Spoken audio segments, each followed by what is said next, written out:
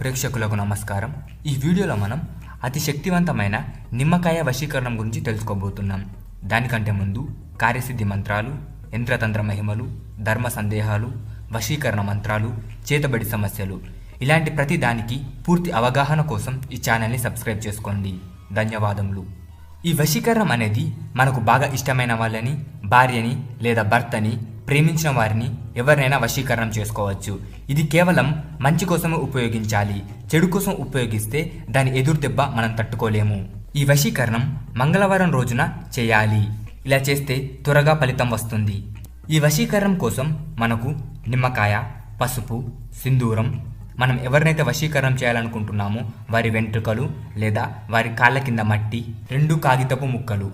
మొదట మీరు ఎవరినైతే వశీకరణం చేయాలనుకుంటున్నారో వారి పేరు మరియు మీరు పేరు విడివిడిగా ఒక్కొక్క పేపర్లో రాయాలి. తర్వాత నిమ్మకాయని 2గా విభజించి రెండిటికి పసుపు మరియు సింధూరం సగం సగం రాసి ఇప్పుడు నేను చెప్పబోయే ఈ మంత్రాన్ని 111 సార్లు జపించాలి.